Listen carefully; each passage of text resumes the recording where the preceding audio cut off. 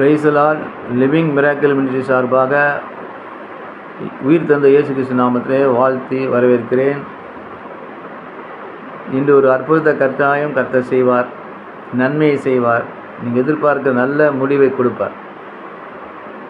இன்று நாம் தியானிக்கின்ற வேத பகுதி ரோமர் 8ஆம் அதிகாரம் 2வது வசனம். கிறிஸ்து இயேசுவினாலே ஜீவனுடைய ஆவியின் பிரமாணம் என்னை பாவம் மரணம் என்பதின் பிரமாணத்தின் விடுதலாக்கிட்டு.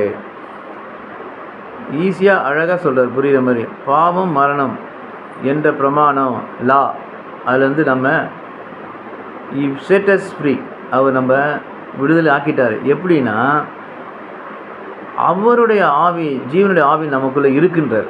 யாருக்கு? கிறிஸ்துவர்களாக நமக்கு, இயேசு கிறிஸ்துவை ஏற்றுக்கொண்ட நமக்கு, விசுவாசிகள் நமக்கு கிறிஸ்துவனுடைய ஜீவன் நமக்குள்ள இருக்கனால அந்த ஜீவனுடைய ஆவியின் பிரமாணம், அந்த ஜீவன் என்ன இருக்குது? அவருடைய ஜீவனில் ஆவி இருக்குது. அந்த ஜீவனுடைய ஆவியின் பிரமாணம் நம்மை பாவம் மரணம் என்பதின் பிரமாணத்தில் விடுதலை ஆக்கிற்று. ஏன்னா அவர் பிதாவாகிய தேவன் தன்னுடைய ஒரே குமாரனை மாம்சத்தின் சாயலாகவும் பாவத்தை போக்கும் பலியாகவும் அனுப்பி மாம்சத்திலே பாவத்தை ஆகனைக்குள்ளாக தீர்த்தார். 3வது வசனம் சொல்லும்போது 8:3 ரோமரில், அவர் பிதாவின் தம் ஒரே பிரானகுமாரை அனுப்பி he became sin. அவர் ஒரு பாவமாக மாறி, பாவம் இல்லாதவர், நம்ம ஆகனைக்குள்ளாக தீர்க்கப்படாதபடிக்கு அவர் பலியாகி இரத்தம் சிந்தி நம்மை பாவம் மரணம் கண்டம்னேஷன்லேருந்து, பாவ பிரமாணத்திலேருந்து, நியாய பிரமாணத்திலேருந்து நம்மை விடுதலையாக்கி காத்து கொண்டார். அவ்வளோதான். அப்போ மாம்சத்துக்கு உட்பட்டவர்கள் தேவனுக்கு பிரியமாக இருக்க மாட்டாங்க. அடுத்தது, மாம்சத்துக்கு உட்பட்டவர்கள், மாம்சத்தின்படி நடக்கிறவர்கள், இச்சையோடு நடக்கிறவங்க. நம்மளுக்கு பணம் தேவை, வேலைக்கு போகணும், வருமானம் வேணும், நல்லா சம்பாதிக்கணும், ரிச்சாக இருக்கணும், அது தப்பு கிடையாது. ஆனால் குறுக்கு வழியில் நிறையா சம்பாதிக்கணும், லஞ்சம் ஊழல் பண்ணி சம்பாதிக்கணும், குறுக்கு வழியில் சம்பாதிக்கணும் அப்படின்றது மட்டுமல்லாமல் மற்றவங்களை பகைக்கிறது, சண்டை போடுறது, மற்றவங்களுக்கு விரோதமாக பேசுறது, செயல்படுறது, மன்னிக்காத தன்மை, இப்படிலாம் நம்மள்கிட்ட இருந்தால் இதெல்லாம் மாம்ச சிந்தனை. இன்னும் அடிக்கிட்டே போகலாம். அப்போ இந்த மாம்ச சிந்தை நமக்கு மரணத்தை பிறப்பிக்கும். இது தேவனுக்கு பிடிக்காது. தேவனுடைய ஆவி உங்களில் வாசமாக இருந்தால், 9வது வசனம் போது, தேவனுடைய ஆவி, the spirit of God is within us. அப்போ நம்ம மாம்சத்துக்கு உட்படாகிறாமல் ஆவிக்கு உட்பட்டவர்களாக இருப்போம். கிறிஸ்துவின் ஆவி இல்லாதவன் அவருடன் அல்ல. பாருங்கள், அப்போ நம்ம மாம்சத்துக்கு உருவி நம்ம சிந்திக்காமல் ஆவிக்கு உருவி சிந்தித்தால் தேவனுக்கு பிரியமாக இருப்போம். அப்போ அவங்க கிறிஸ்துவனுடையவர்கள். மாம்சத்தின்படி நடக்கும் கிறிஸ்துவனுடைய இல்லைன்ற, நம்ம ரட்சிக்கப்பட்டோம், ஆண்டவர் ஏற்றுக்கொண்டோம், நாளாசம் எடுத்தோம், ஆவிக்குரியபடி நடந்து கொள்ளலாம். என்னது ஆவிக்குரியபடி? நம்ம ஆண்டவர் நம்ம மற்றவங்களை மன்னிக்கணும், மற்றவங்களை நம்ம நேசிக்கணும், விட்டு கொடுக்கணும், தியாகம் இருக்கணும், மன்னிக்கணும், இச்சையின் ஆவி இருக்கக்கூடாது, பணத்தாசை இருக்கக்கூடாது, பகைமை விரோதங்கள் எரிச்சல்கள் இருக்கக்கூடாது, பில்லி சுனியம் பண்ணக்கூடாது. இப்படிலாம் இந்த மாம்சம் அடிக்கிட்டே போகலாம். இந்த மாம்ச சிந்தை இல்லாமல் ஆவிக்குரிய நடந்து கொள்ள வேணும்னு சொல்லணும் அப்படின்னு சொல்கிறாங்க. அப்போ ஆவிக்குரிய நடந்து கொண்டால் தேவன் நம்ம கூட இருப்பார். அவர் ஆவி நம்மை பாவத்திலிருந்து, மாம்ச சிந்தையிலிருந்து, மரணத்திலிருந்து விடுதலை ஆக்கிடும். அதுதான் கிறிஸ்துவ வாழ்க்கை.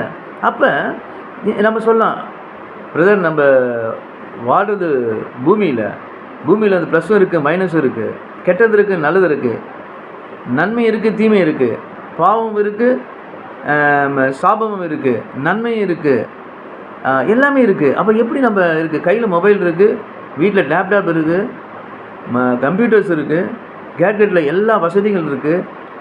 என்ன பண்ணுறது? எப்படி நம்மை மேற்கொள்வது? அப்படி சொல்லும்போது நம்ம ஆண்டவரை, பரிசுத்த ஆவியானவர் கேட்கணும். பரிசுத்த ஆவியானவரே, இயேசு ஆண்டவரே, 9 பரிசுத்த ஆவியானவருக்கு பொழிந்தருளுங்க. என்னை வழி நடத்துங்க. நான் பாவத்தில் விழுந்து விடாதபடி, இல்லை நான் அடிக்கடி விழுதுகளாக இருந்தால் அடிக்கடி எழுந்திருக்கிறேன், என்னை தயவு செய்து என்னை நீங்கள் மீட்டு கொண்டுங்க. இந்த மாம்ச சரீரத்தில் மீட்டு கொண்டு ஆவிக்குரிய வேற்றுபடி நடந்து கொண்டு பரலோகத்துக்கு நான் போகணும், உங்கள் பாதபடியில் வரணும், உங்களோட நான் வாழணும். நிச்சயமாக நான் கிறிஸ்துவனாக மாறியும் ஞானஸ்நானம் எடுத்தும் அபிஷேகம் பெற்றும் மாம்சத்துக்குரிய நடந்தால் மரணம் எனக்கு சம்பவிக்குமே, நான் பாதாளத்துக்கு போயிட விடுனே. அதனால் தயவுசெய்து உதவி செய்கிறீங்களா? என்னால் முடியாதுன்னு சொல்லும்போது பரிசுத்த நம்மை வழிநடத்த வல்லவராக இருக்கிறார், நல்லவராக இருக்கிறார்.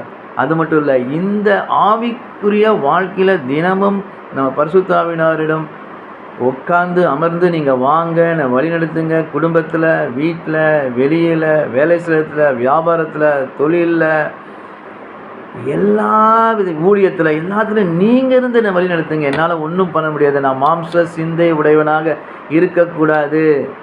நான் கிறிஸ்துவன், நீங்கள் எனக்குள்ளே இருக்கீங்க, உங்கள் ஜீவன் இருக்குது, உங்கள் ஆவி எனக்குள்ளே இருக்குது, இப்படியாக எழுதப்பட்டிருக்கிறதே, ரோமர் எழுதப்பட்டிருக்கிறதே. அதனால் தயவுசெய்து எனக்கு உதவி செய்யணும். கட்டாயம் உதவி செய்வார். நம்ம என்ன பண்ணோம்? நம்ம முழங்கால் படிக்கிட்டு, இல்லை நமக்கு வசதிக்கு ஏற்றபடி அப்பா பிதாவே என்று அழைத்து என்னை காப்பாற்றுங்கப்பான் என்று கேட்கும் பொழுது, பரிதவிக்கும் பொழுது தேவன் கட்டாயம் கொடுப்பார். இதை நம்ம மேற்கொள்ள முடியும். ஆனால் ஆண்டவருடைய ஆவியானவருடைய பலத்தில் தான் இதை முடியும். ஆனால் தினைக்கும் கேட்டுக்கிட்டே இருக்கணும். அப்போ அது ட்ரெயின் ஆகிடும், நம்ம மைண்டு ட்ரெயின் ஆகிடும், நம்ம ஆவி நம்மளை வழி நடத்தும். பரிசுத்த ஆவியை நம்மை கைவிடையே மாட்டார். ஏன்னா நமக்கு என்ன தோணும், நம்ம என்ன பண்ணுவோன்னு சொல்லிட்டு நமக்கு முன்னாடி அவருக்கு தெரியும். பிதா பார்த்து ட்ரையூன் காட் வந்து சாதாரண ஒரு காட் கிடையாது, பெரிய காடு.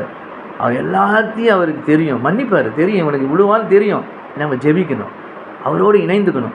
இணைந்துகிட்டே இருக்கும்போது அவர் ஒரு நாள் பார்த்துட்டு டக்குன்னு எல்லாத்தையும் பிடிங்கி அசுத்தத்தில் பிடுங்கி போட்டுருவார். உங்களால் செய்யணும்னு சொன்னால் செய்ய முடியாது.